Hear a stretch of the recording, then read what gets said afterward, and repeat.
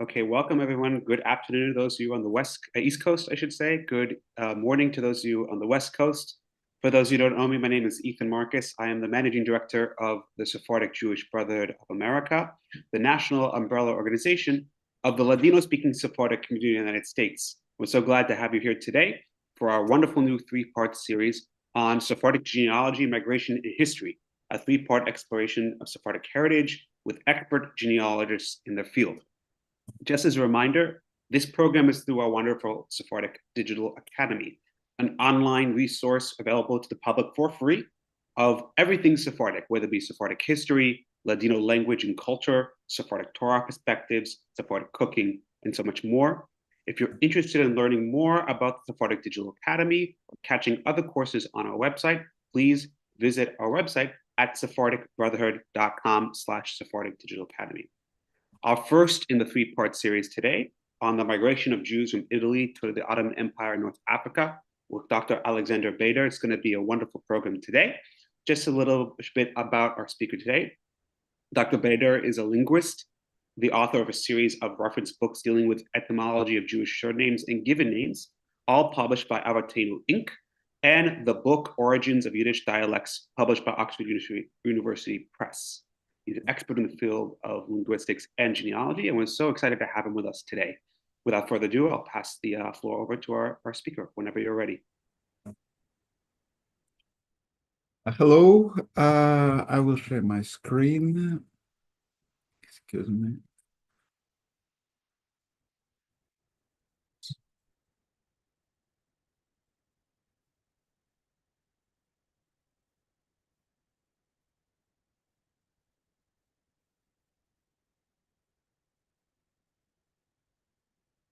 Okay, so today I would like to talk about Jews from Italy and their migration to the Ottoman Empire mainly, and a few words about their migrations to the North Africa.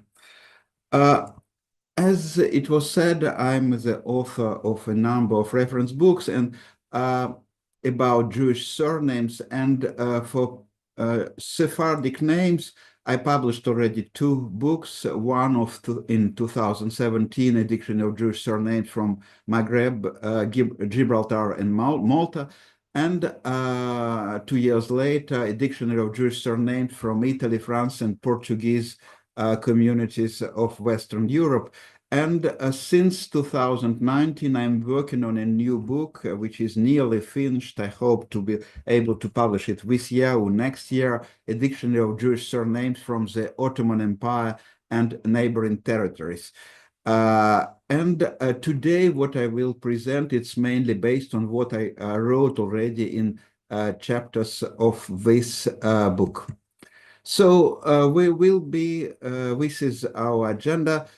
First of all, I will tell a little bit about, I will present a short summary of what we call Italian Jewry, and then after that we will speak about migration to Ottoman Empire and to Maghreb. So Italian Jews, the most ancient migration of Jews to the territory which today corresponds to Italy, they date from antiquity when during the Roman Empire there were migrations primarily to the capital city of the Roman Empire, Rome, and also to southern Italy, and for including the island of Sicily.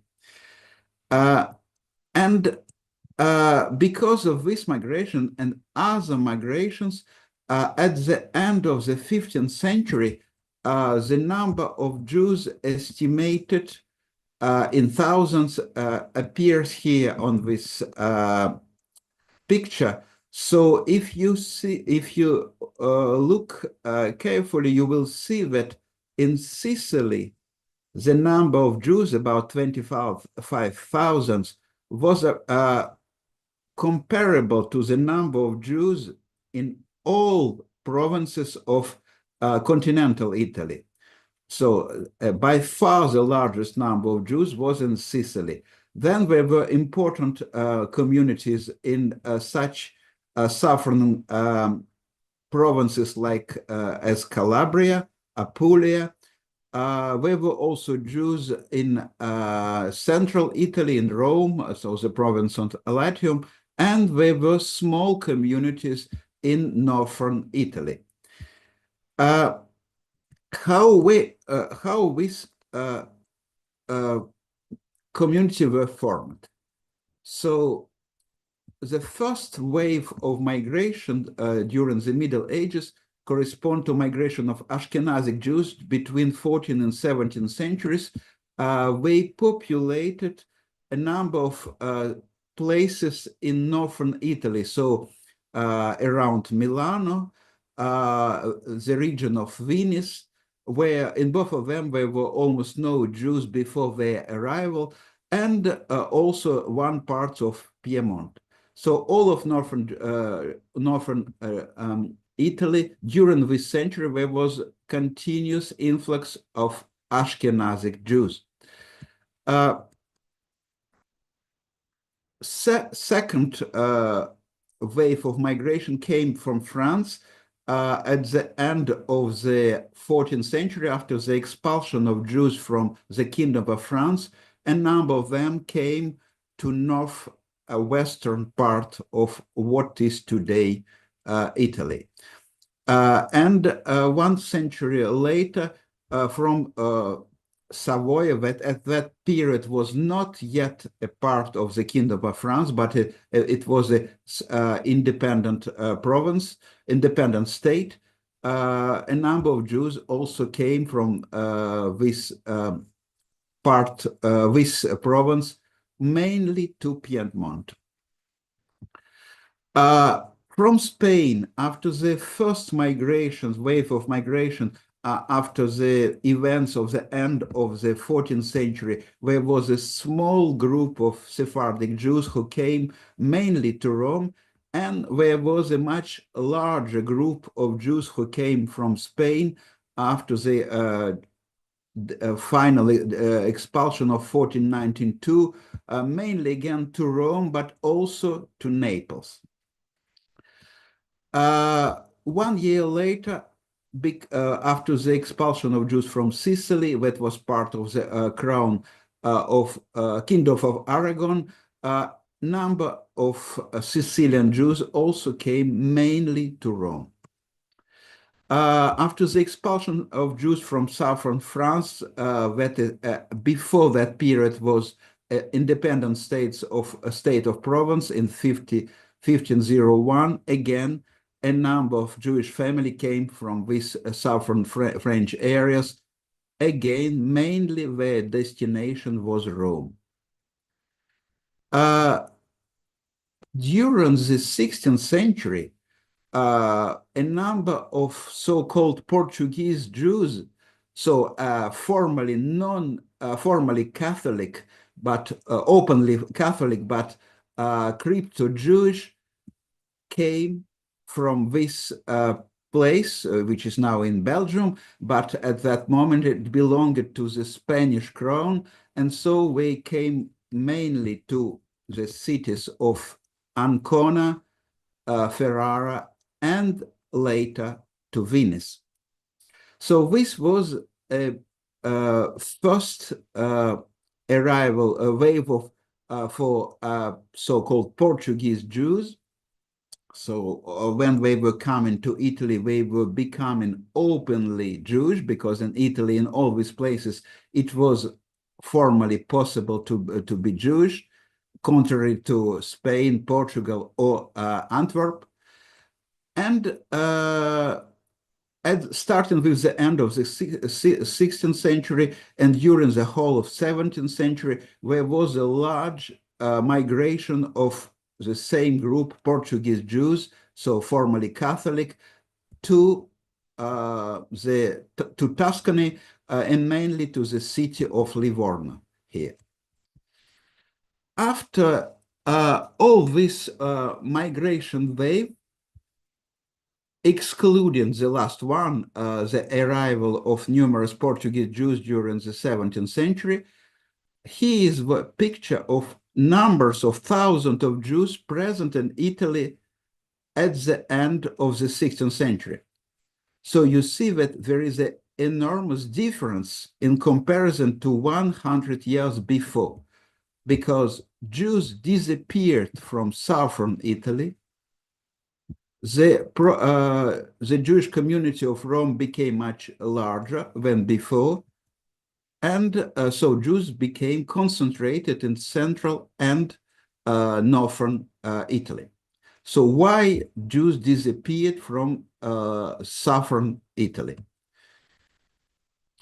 The first wave of Jewish expulsion was in 1492, 1493. As I told already, Sicily at that moment was part of the crown of Aragon, and so in 1492, as all Jews of crown of Aragon were expelled, for Sicily there was a possibility to continue for Jews to live until 1493, but in 1493, no single open Jew was already present in Sicily. The same was true for Sardinia, but in Sardinia, the Jewish community was significantly smaller.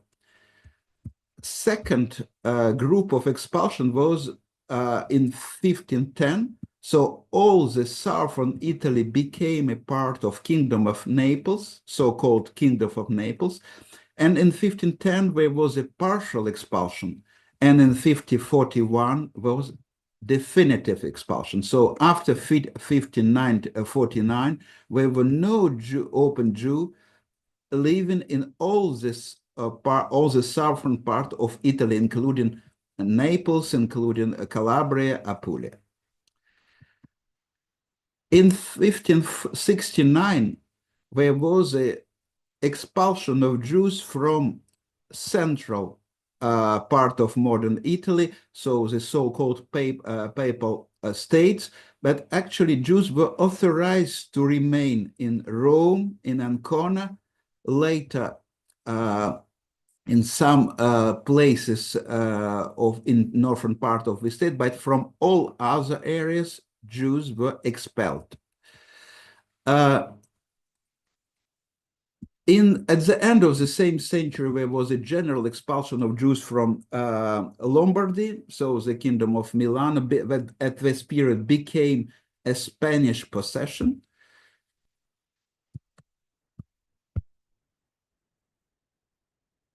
And so these were expulsion, but expulsion were not the only difficulty for Jews for living in Italy. Even in places where were authorized to dwell, there was a new legislation that started at the beginning of 16th century. Jews were restricted to specific quarters, so-called ghetto. The first one was established in Venice in 1516. Then in Rome in the middle of the century, then in Ancona almost the same year, and during the next decades, all places where Jewish community were present, Jews became confined into a special area of the city called ghetto.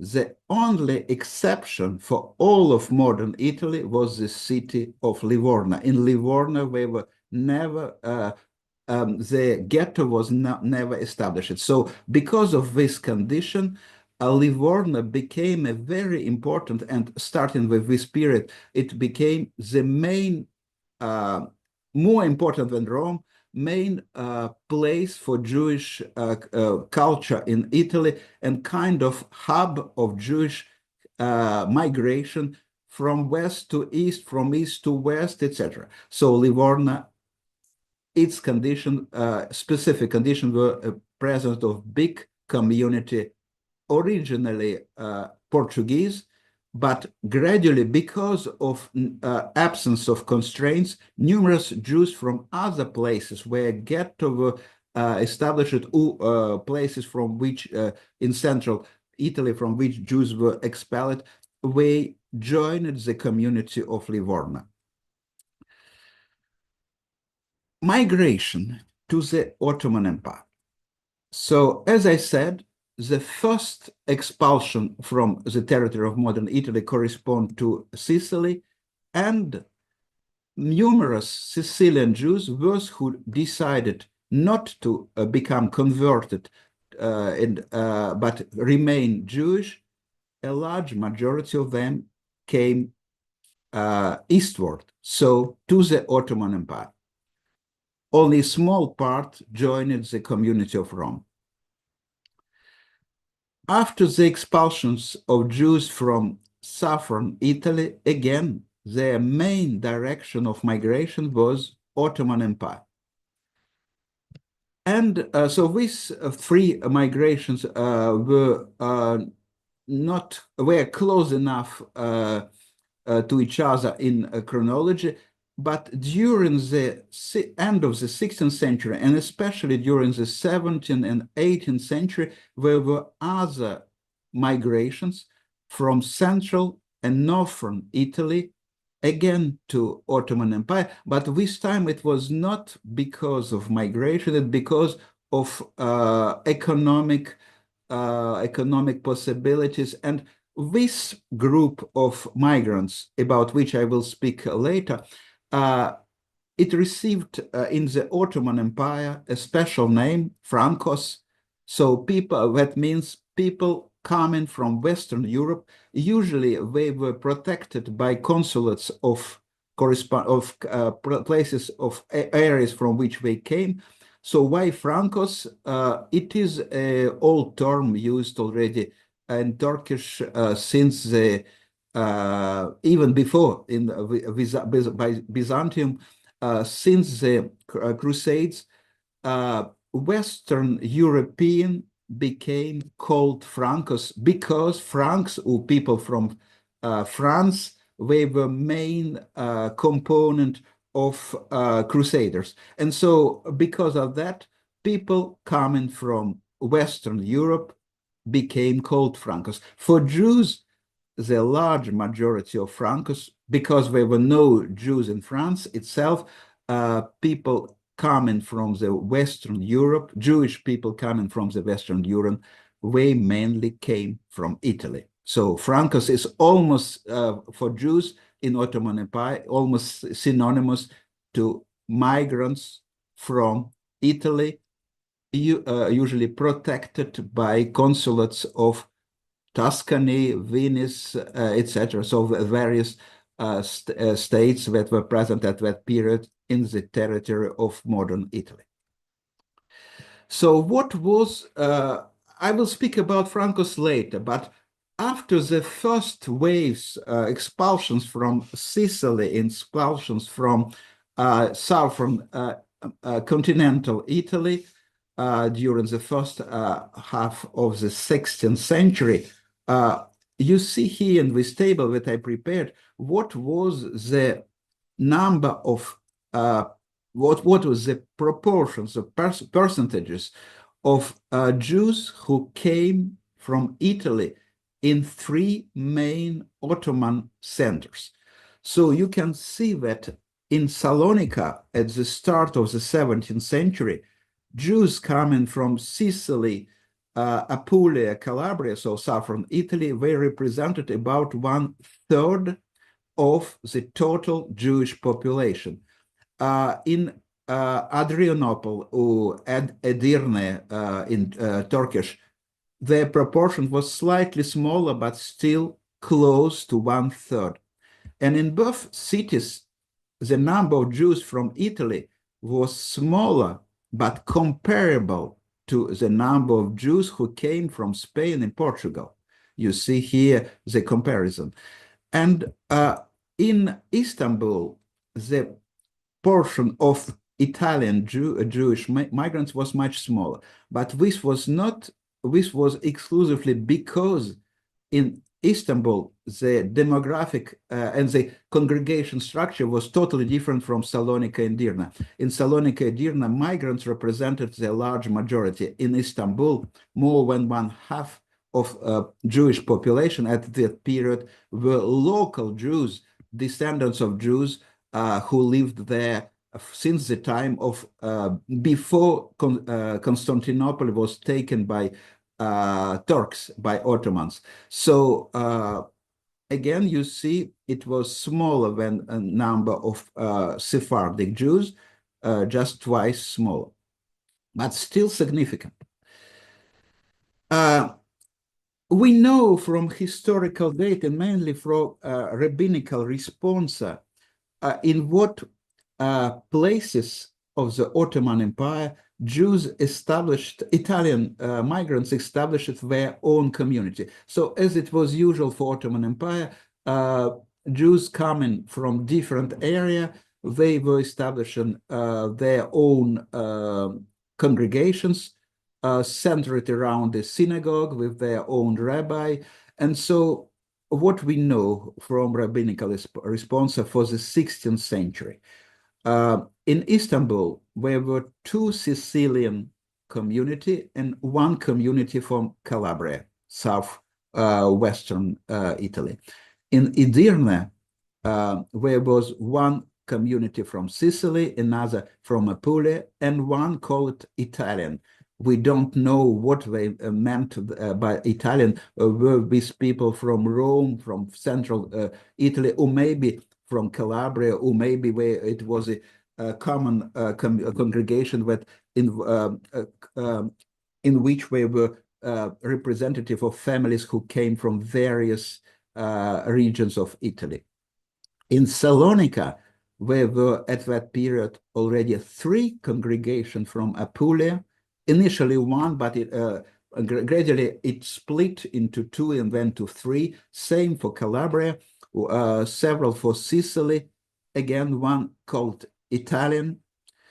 And if we go from north to south in the territory of Greece or modern Greece, so Castoria, another city in northern Greece, 2 of 6 congregations were from southern Italy, Sicily, Apulia.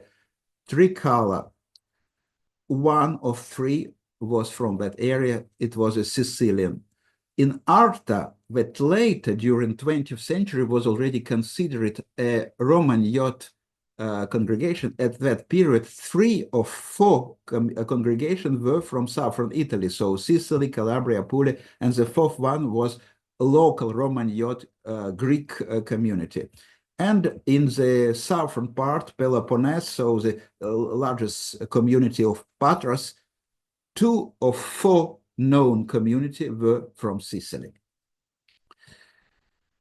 What are the traces of this community during the next century?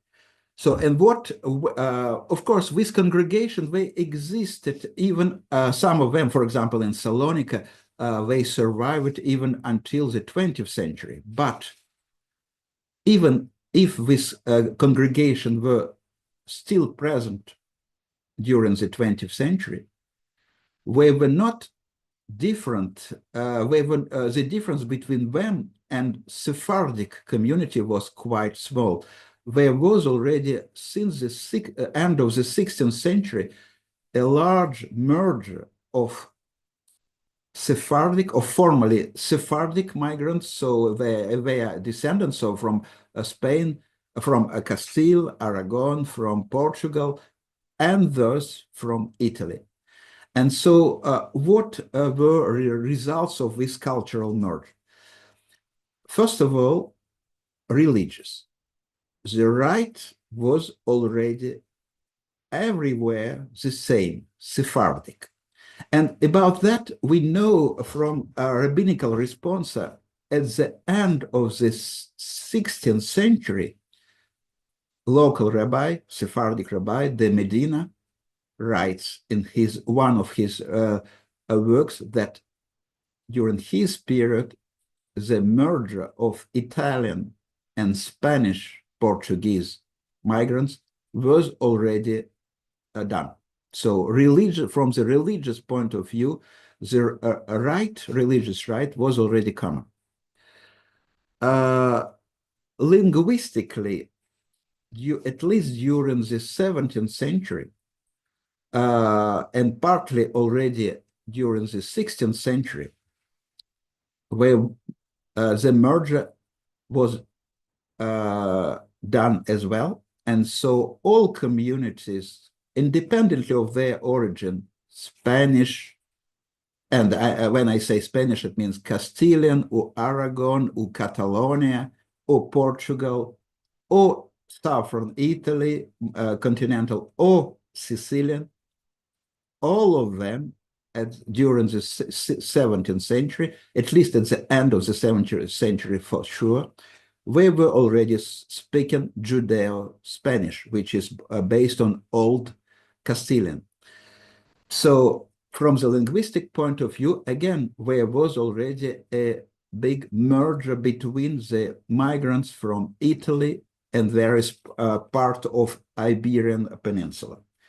But how can, in this case, we find traces?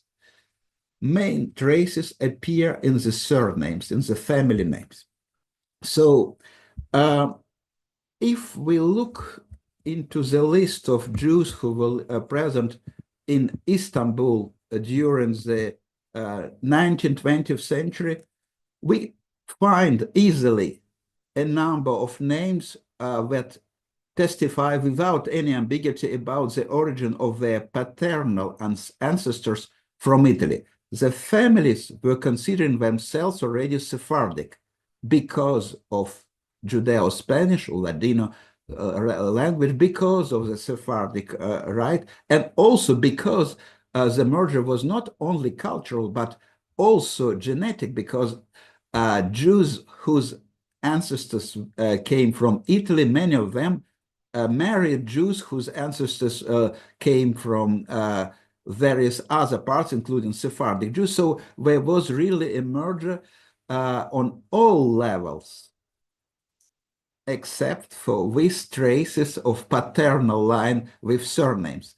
So in Istanbul, we find a very common name, Russo, that means red hat. And we don't know from where or what area it came, whether it was from Calabria, from Apulia, or from Sicily, because in all these southern Italian dialects, the same word and the same name was present. So it just southern Italy.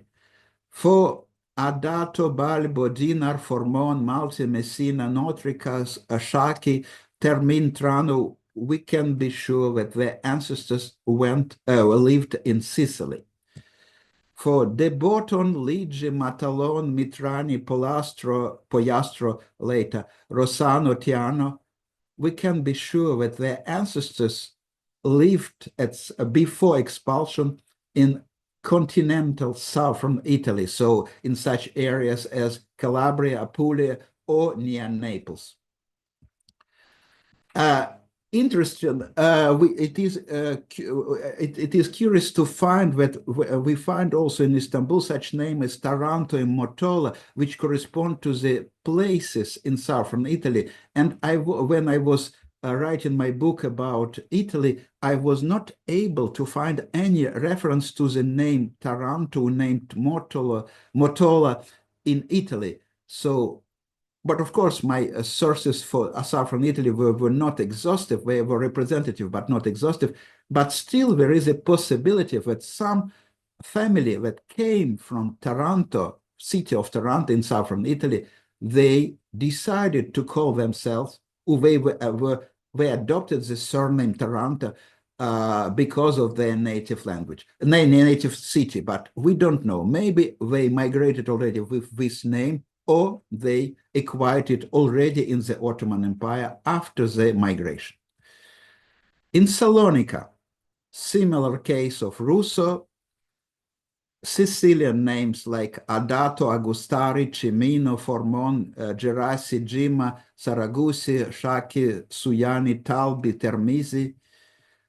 Southern Italian, De Botton, Ligi, Matalon, Poiastro, Rossano, Trani, Trinchi. Names like Palladino and Varsano, I was not able to find any references to these names in Italy, but for sure they came from Italy. And again, whether either we our sources for Italy are not comprehensive, not exhaustive for sure, or this name were already taken in Italy after the migration by migrants from Italy. Varsano is from a place name in southern Italy. And we know one example for which we are sure that this name was taken already in Salonika, Perachia, a very famous family.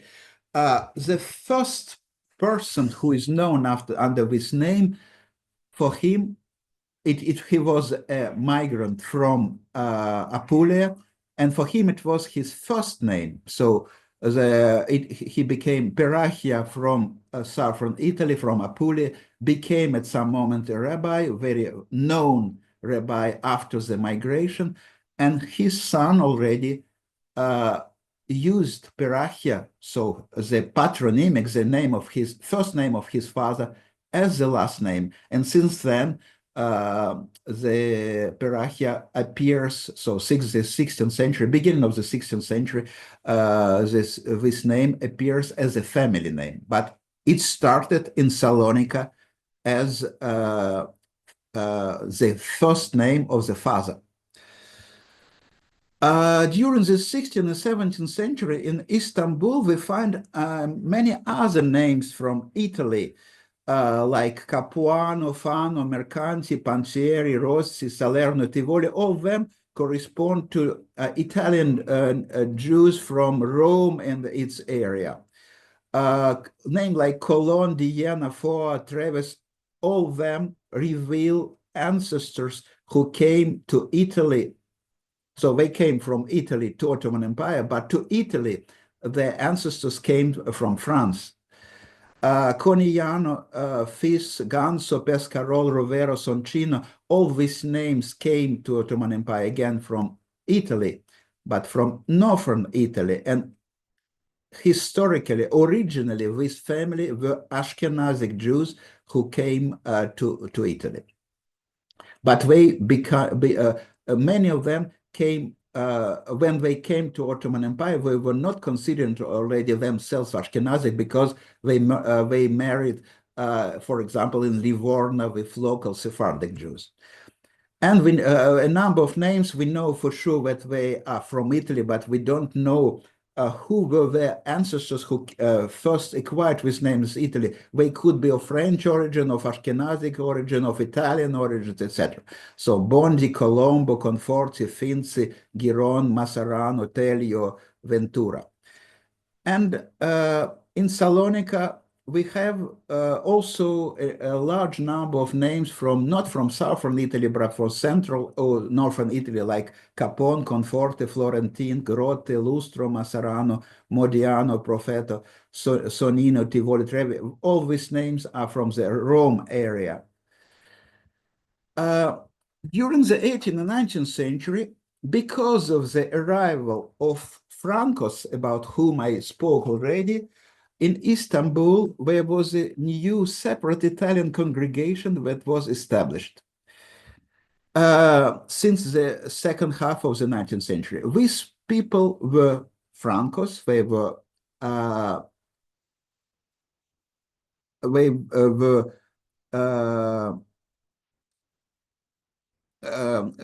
Italian, various foreign Western European consulants they were not Ottoman citizens, but protected by Ottoman. They were present in the Ottoman Empire, but protected by consulants from Western Europe, so mainly from places, countries in modern Italy, and then Italy itself after the second half of the 19th century. Example here, Ancona, Camaior, Capua, Citone, Civita, Luzzati, Nacamuli, Osmo, Pisa, Recanati, Servi, Tedeschi, Veneziani, Vitali, Viterbo. We also find numerous families from the same group in Smyrna, or Turkish Izmir, like Capua, Cesana, Civita, Cori del Burgo, Piperno, Pisa, Pontremoli, Ventura. In Salonika, we find a very special group. You see here Enriquez Miranda, Fernandez Diaz, Franco Almeida, Gomez Silva, Enriquez Lopez, etc. All of them are Portuguese Jews, bearing typical Catholic names. Of course, these people were already openly Jewish, but they kept names their ancestors used when they were openly Catholic and crypto-Jewish. We also find in Salonika names from different parts of Italy, like Alatini, Mandolfo, Morpurgo. Morpurgo is originally Ashkenazic name. And another place where a large number of Francos is Aleppo. So in Aleppo, we find, again, like in Salonika, a number of Portuguese, so Catholic ex-Marrano Jews like Almeida, Baruch Carvalho, Belilio, Sergas, Faro, Lopez, Lucena, Martinez, Ribeiro, Rodriguez, but also names of Italian Jews like Ancona, Marini, Picciotto. Another place in southern in Greece where a number of Jews whose ancestors came from Italy, and we can judge about them just looking at their last names, is the island of Rhodes. And in this island, we find a number of families whose ancestors clearly came from southern Italy, like Balbo, Boton, Capua, Maltese, Notri, Caperna, Russo, Surmani, Taranto. From central Italy, Cori, Dafano, Finze, Formigini, Modiano, Pacifici, Ventura, and a name Capeluta, which is known only in Rhodes, but according to its structure, it's clearly of Italian origin. No reference in Italy itself, again, like what I explained for Salonika and for Istanbul.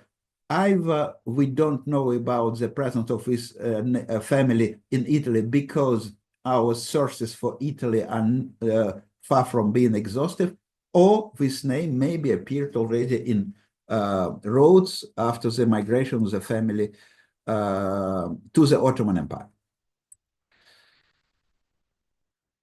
Now, a few words about migration to Maghreb.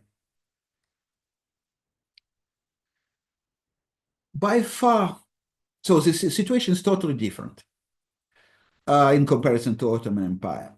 After the expulsion of Jews from Sicily, from Calabria, from Naples, from Apulia, the number of Jews who were expelled, who came to North Africa, is quite small. And so the main migration of Jews from Italy, from the territory of modern Italy, to Maghreb corresponds to migration from Livorno and, to a lesser extent, Venice. They started already in 17th century. They lasted until 20th century, and they were oriented not to 3 countries, but they were oriented to 3 cities. So in Tunisia, it was not generally speaking Tunisia, it was the city of Tunis. In Algeria, it was not to Algeria, globally speaking, but to the city of Algiers. And in Libya, it was this migration were oriented to Libya. So, excuse me, to Tripoli, to the city of Tripoli. And no migration except for a very few families to Morocco. So what were the results of these migrations? In Algeria, Jews whose name, when I wrote my book about Maghreb, I made this statistical analysis of the total of 440 names different names I was able to find for Algeria. Names that whose first bearer came to Algeria and mainly to the city of Algiers from Italy represent 12%. For Tunisia, of the total of 520 names, more than 1/3 of them came to Italy. And here we should be careful. So it's really 1/3 of names. It does not mean 1/3 of people, because for numerous names in question, there was very few families and the number of bearers was very small. So while for local names, so that represent mainly the 64% Toshavim, for them, for many of these names, the number of bearers was huge. And so if the names that came from Italy represented slightly more than 1/3, for people with Italian names covered not more than 10% of the population. So 90% of population were local Jews bearing other names. For Libya, there were 130 names, and those that came from Italy covered about 20%. And for Morocco, of 720 different names, I did not calculate any percentage because there were very, very few names, and they came not from Livorno, they came during the 20th century. Some of them came from, even not from Italy directly, but from Italy to Ottoman Empire, and from Ottoman Empire to Morocco. But generally speaking, Morocco was not the destination of Jews who migrated from Italy. So why Jews from Livorno and Venice migrated to the cities of Tunis, Tripoli, and Algiers? It was because of the trade activity. So these 4 cities were involved in related trade activities, and so for many families, one part of the family were merchants who were living in Livorno, another were brothers, so their cousins could live in Tunis, Tripoli, or Algiers. Some people, so there were permanent migration between these 4 cities, 3 from North Africa and Livorno, during starting with the 16th century, back and forth, and because of the trade activities. And the interesting condition that local rulers in Algeria, in the city of Algiers, in the city of Tripoli, and Tunisia. So Tunisia and Libya at that period, they were all of them were still parts of until the 18th century, they were part of the Ottoman Empire, except for the western part of Algeria, Oran, that was still Spanish at that period. But here, so these Ottoman Empire provinces, we presented interesting condition for economic development, for trade activity, and so this was the reason why there were multiple migration between Livorno, Tunis, Algiers, and Tripoli. Numerous members of these communities from Italy and all first congregation were not just from Livorno, they were specific families people were of Portuguese, so ex-Catholic origin. And you see here examples: Baruch Carvalho, Boccaro, Cardoso, Cohen de Lara, Cordovero, Enriquez, Espinosa, Franco, Gomez, Lombroso, Lopez, Luizada, etc. With a very few exceptions, these were names this family were using when they were openly Catholic and crypto-Jewish in Portugal, in Spain, and in Antwerp. And they became openly Jewish in Italy, and when they came to Algiers, Tripoli, and Tunis, of course, they were already openly Jewish. In the city of Algiers, we find such families like Giorno, Da Costa, Del Rio, Del Valle, Fernandez Diaz, Mendes, Moreno, Rodriguez, Valles, Zacuto, and in Tripoli, Carlo, Molo, Lucena, and Solas. 3 families I was able to find in Morocco with whose ancestors clearly came originally from Italy, like Ben Porat, Cori, Pisa, but these are not families of Portuguese Jews. And actually, since Livorno, as I explained it, became the main Jewish center in Italy, gradually to Livorno, numerous families of families that were originally Ashkenazic, Italian, French, etc., moved to Livorno, and some of them during the 18th and 19th, in the beginning of the 20th century, moved to North Africa. And so this is why we find in Tunisia names which are not Portuguese, but Italian, like Ascoli, Astrologo, Castelnuovo, d'Ancona, Franchetti, Luzzatto, Montefiore, Morpurga, etc. And same category in Algeria, Bassano, Norso, Pacifico, Riccio, Sacerdote, Sanguinetti, and in Tripoli, like Artom, 20th century, Bondi, Lattes, Padova, Reggignano, very large family, Segni, and Ventura. Thank you for your attention. So, if you have questions, please, you can ask by chat. I think this is the best tool. Thank you so much, Dr. Bader. This was really excellent as a presentation, a really good perspective holistically of the migrations, the names. And just so you know, a lot of the members of our Sephardic Brotherhood community have these last names. I've been recognizing so many, just, we mentioned Paraya, for example. It's a very famous name in the Salonican community, Sonsino. You have other names here, Franco, Russo. These are all very common names in the community. So I think it's very helpful to illustrate the backgrounds, which has been great.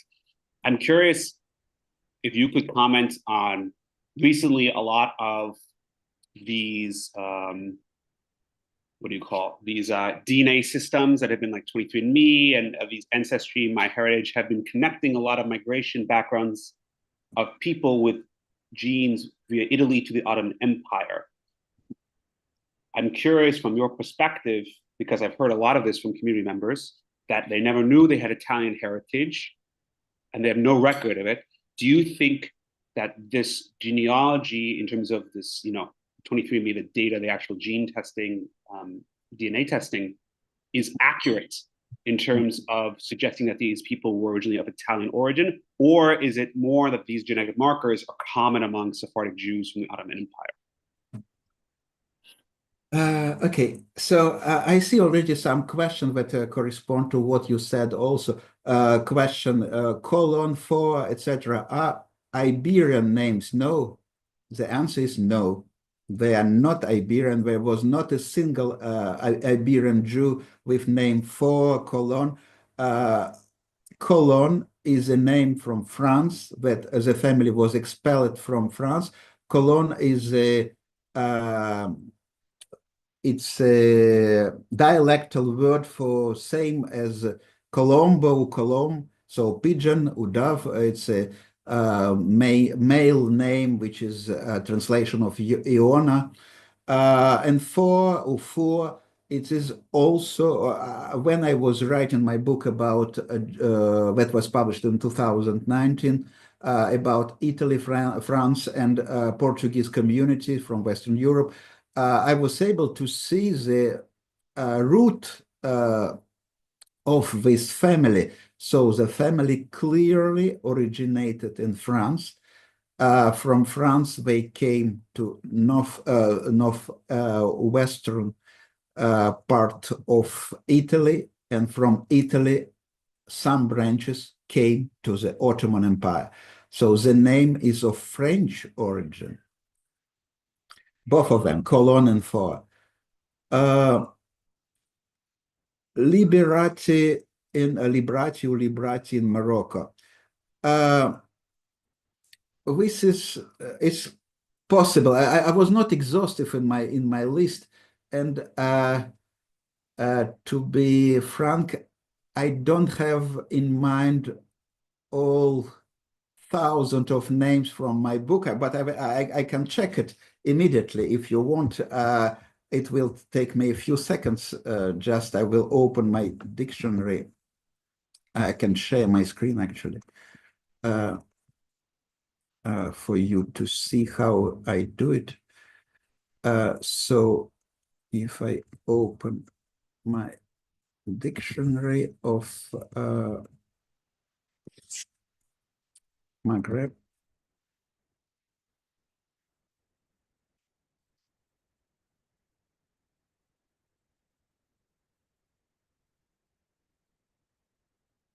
so you see what I wrote in my book about Maghreb. I was not able to find this name in Italy, but it's true that the name itself is coming from Italian. So it means it's a plural of the adjective meaning freed, released.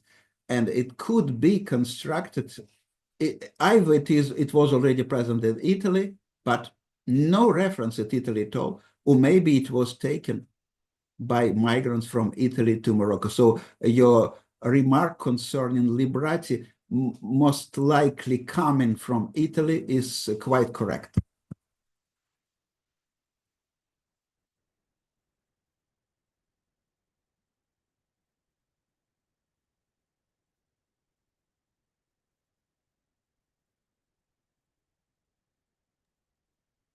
I don't know if you see, we have another question here. The question is, I'm wondering, after immigration happened, did Jews ever consider themselves from the country they landed? Example, did Francos consider themselves Italian, and what did they consider themselves once in Ottoman Empire? I never studied the mentality of Francos, but from what I was able to see, for a long period, they considered themselves different from other Jews from the Ottoman Empire, and they I was able to see some references to them, to some of them being arrogant, etc., considering themselves not Turkish Jews but really Italian Jews, so European Jews. And I don't think only a few of these families really joined the existing community, started to speak Judeo-Spanish, Ladino. They mainly often, because this was a merchant family, some of them tried to marry between themselves. So it was a separate caste inside of the Ottoman Jewry. But others joined really Ottoman community, existing Ottoman community, and they considered already themselves Ottoman Jews. So it really depended on families. And the fact that even during the 19th century in Istanbul, they established a separate Italian community, a separate synagogue, separate cemetery, speaks for itself. They did not consider themselves as other, they really considered themselves different from others.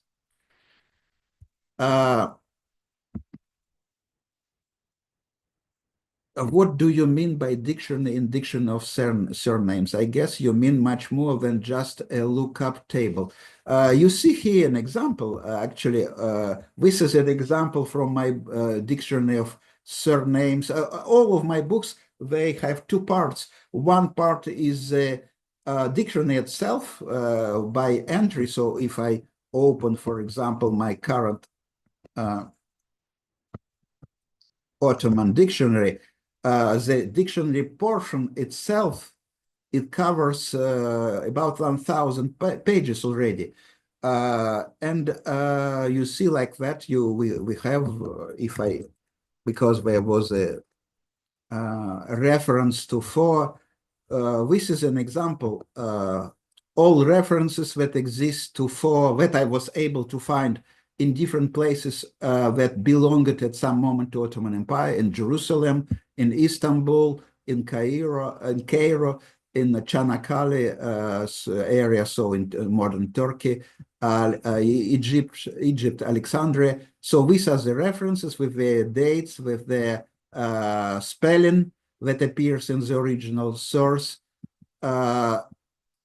It is to what group I think belongs the first bearer who came to the Ottoman Empire, and etymology. So for Ottoman Empire, the family is migrated. It came from Italy, but it's not Italian group because ultimately to Italy they came from France.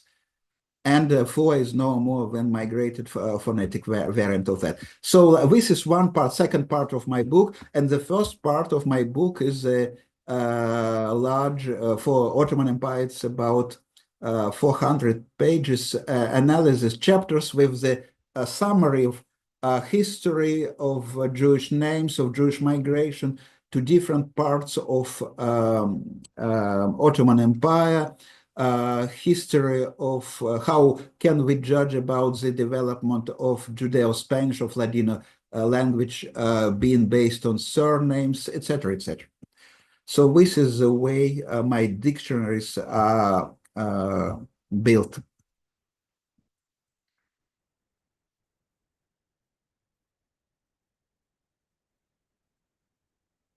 Okay.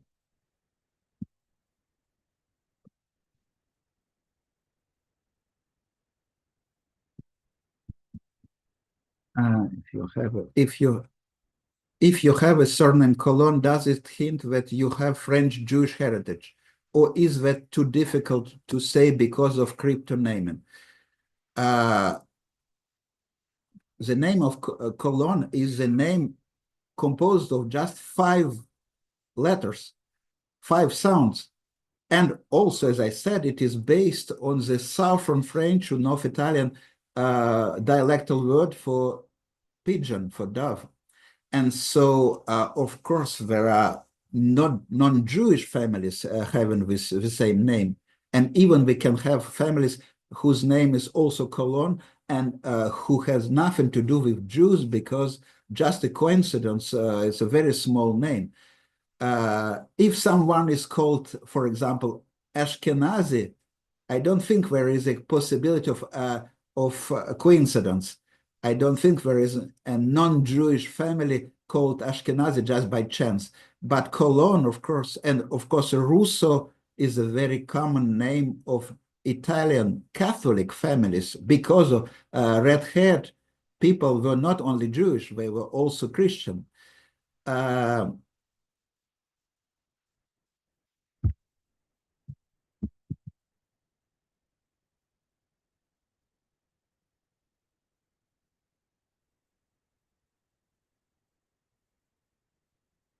For a Cologne, they came from southeastern France, but from Savoy. But we are not sure about what are the first place in France from which they came to Savoy. For this, you can look my dictionary of Jewish surname from France, Italy, and Portuguese community, where I indicate there are 2 possibilities concerning the origin of family, of the 4 family, but in both cases it is France for sure.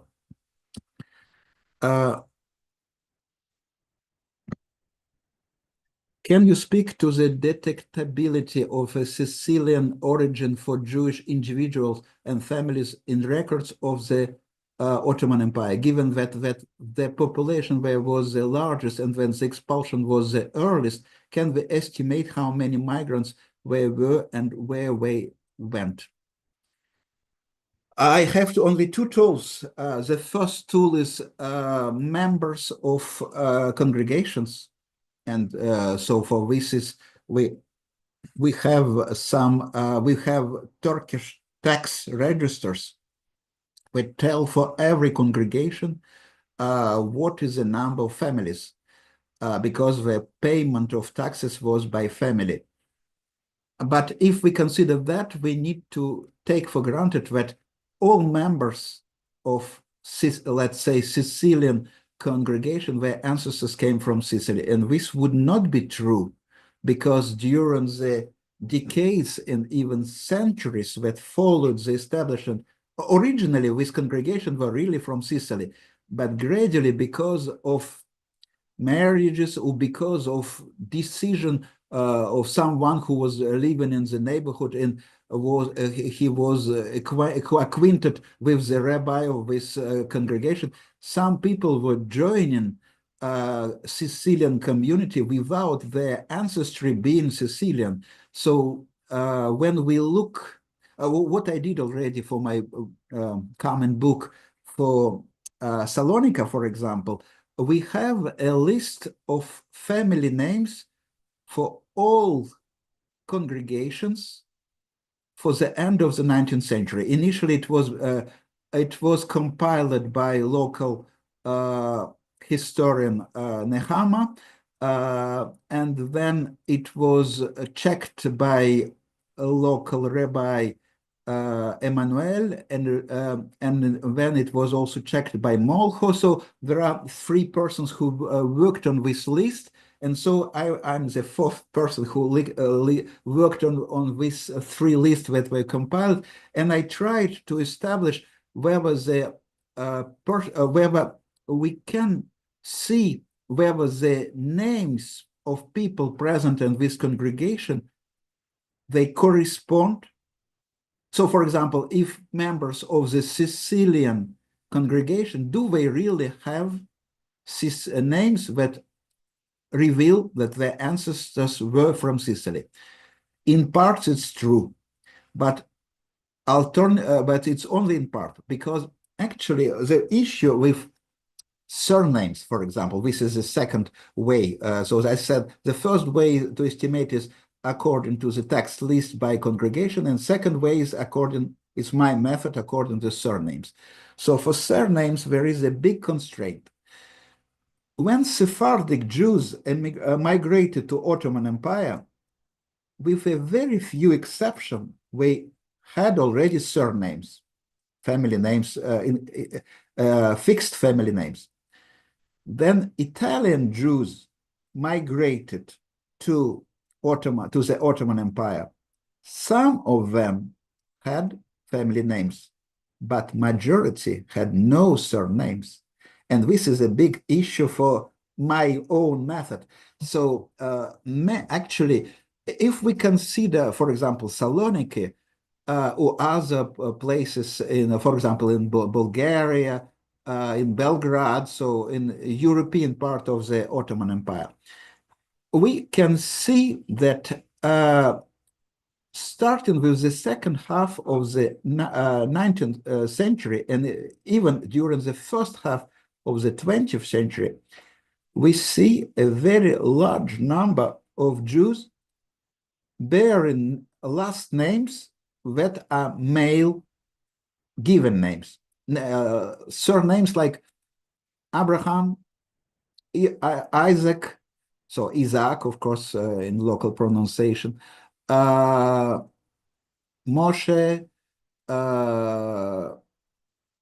Honen,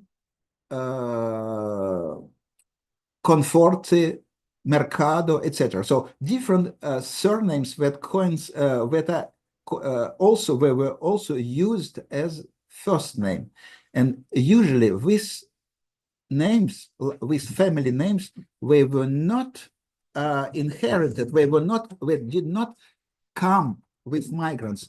These names were initially first names used in families that had no fixed family name. And during the next century, and especially during the 19th century, in some of these families, the given name of their father or their grandfather became their family name. And this is particularly true for Greece and in one part of Bulgaria and for Belgrade. So for this family, we cannot say whether their ancestors were Roman Yods or they were Italian, but we can say that the odds are high that their paternal ancestors were not Sephardic, because Sephardic Jews usually they migrated having already fixed family names. Can you comment on the name Torres? I know it means tower. Is there any region of Portugal and Spain that it originates from? For me, Torres is a typical Portuguese names, and I say Portuguese in the sense not of people coming from Portugal, but people whose ancestry for some generation were openly Catholic. So Torres is a typical non-Jewish Catholic Catholic name. And so Jews who were converted at the end of the 15th century and became crypto-Jewish and for several generations they continued to be crypto-Jewish, and then they left Portugal or Spain, and they established themselves in Amsterdam or Hamburg or Livorno, Venice, or Bordeaux, or Bayonne. So these Jews, and where they became openly Jewish, many of them kept the names their ancestors used when they were openly Catholic. So originally Catholic names. For me, Torres is one of them. It's like Espinosa, like Diaz, like Fernandez, Rodriguez, etc. I look at the names.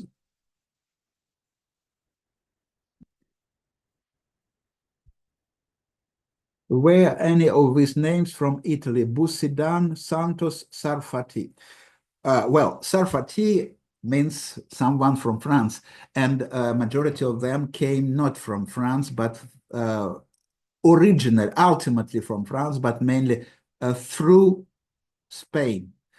But some of them came from France, ultimately from France, even from Germany, because, for example, the famous rabbi called Sarfati, who lived in Adrianople, Edirne, in the 15th century, and who was inviting Jews from Germany, from Hungary, so Ashkenazic Jews, to come to this marvelous country as the Ottoman Empire. He was considered himself Ashkenazic. So Sarfati is just ultimately, we can say that they came from northern France, but the roots could be multiple. Some of them could come through Italy. Santos is clearly a name which is not Italian, and Busidan neither. Not Italian. Busidan is rather from northern from Maghreb. Santos sounds like again like a Portuguese name, unless the final S was added quite recently to make the name sounding Greek. If the original name was Santo, it would be a form of the first name Shem Tov that was often pronounced Santo in Iberian Peninsula by Sephardic Jews.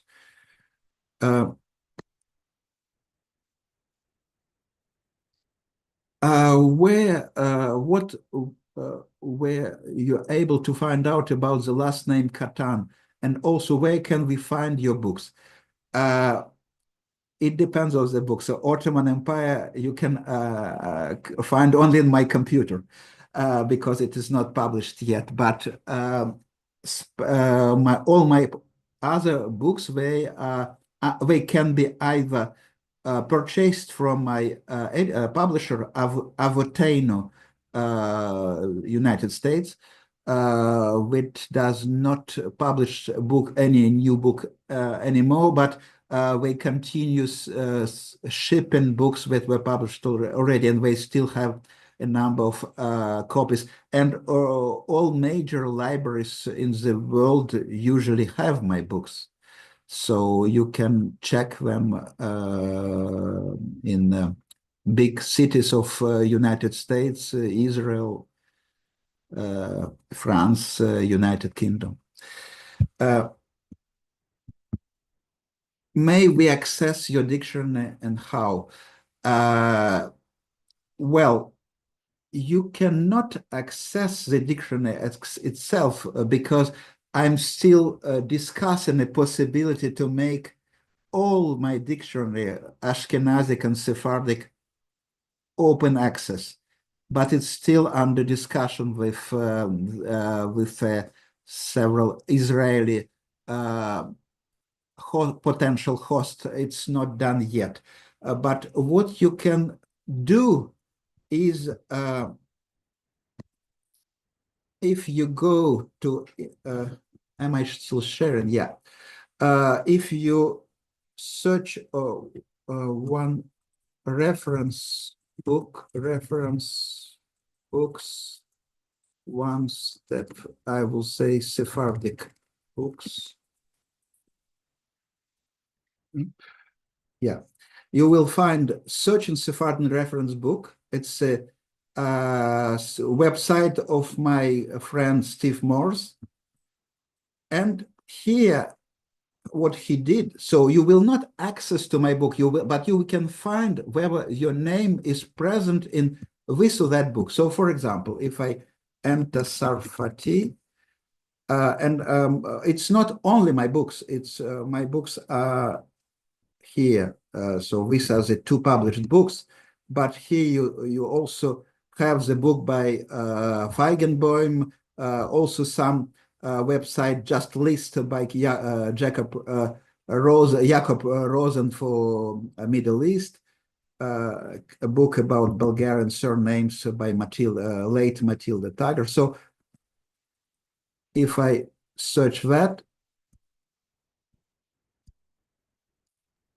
you will find different, according to algorithm of phonetic match that I developed together with Steve Morse, what we called Bader-Morse phonetic match. You will find in what book which spelling is used, and like that you can search with, but you cannot click here, you cannot see the book, but at least you can find for every book what are the references that appear. And this is the exact match. This is the approximate match because you see it's Sarfati maybe with the final vowel that was dropped. All this match only in if we spell this name in Hebrew, it will be spelled the same way as this spelling. So this is according to our method, and another method which is well known is in the genealogy, but that was mainly defined for searching Ashkenazic sources. This is why you will find, according to Deutsche Markov, Sarfati, but you will also find numerous false positive like Sharbit, Sarbadio, etc., that has Sarvadio, that have nothing to do with this name. So mainly the real correspondences, they correspond to this Bader-Morse phonetic matches. And of course, if when I will hopefully publish next year, this year or next year, with Ottoman Empire, book will always also will be added here as a list, and you will be able to search on it. But as I said, I hope to make all my books an open access, and actually for non-dictionary part, for all the summary chapters of all my books that were published already, including a book about North Africa, a book about Italy and France, and Portuguese community. All these chapters, I put them in open access as Word file on my academia web page. So, and if you search and if you go to academia.edu, so education, page of Alexander Bader, you will find chapters for all my books. They are already in open access. Okay, so other questions? I think we have time for only one last question. Okay.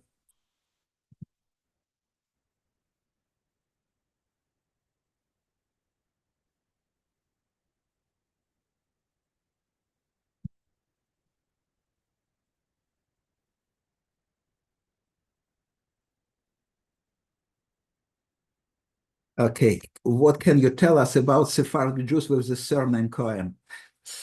Again, of course, if I show you my Ottoman, just if I show you my current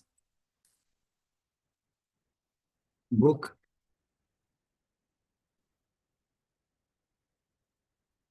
you see the number of references, the first reference of this name. My book is not covering only Ottoman Empire. It's also, its title for my future book is Ottoman Empire and Neighboring Territories, because, for example, Corfu was not a part of, it was belonging to Venice. But well, it is part of Greece, so it would be superficial to not include it. So you see, it starts to appear as a last name already in Corfu at the end of the 15th century, and then we will have 2 pages of almost 3 pages of references in every place of Ottoman Empire, in modern Turkey, Greece, Syria, Iraq, Bulgaria, etc. We will find references to these families. And of course, because of this name is not diagnostic of migration at all.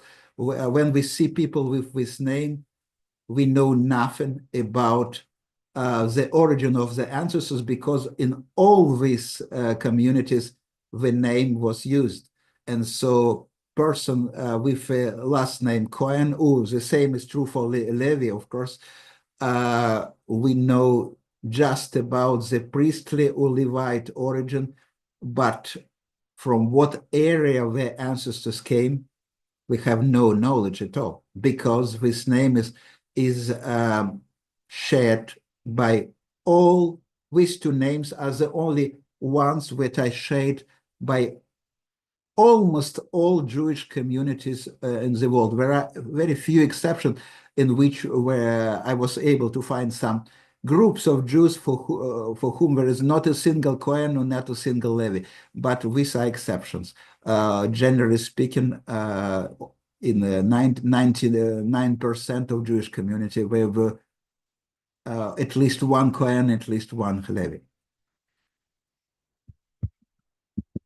Thank you so much, Dr. Bader. This was a wonderful program. We really appreciate your time. As we said, this is a part of our 3-part series. Next week, we'll be back again next Monday at 12 p.m. with a new speaker talking about a different portion of our genealogy series. We hope you will join us. That's next Monday, 12 p.m. Eastern. It's 9 a.m. Pacific time. And Dr. Bader, we really appreciate your time. Thank you so much for the program today. You're welcome.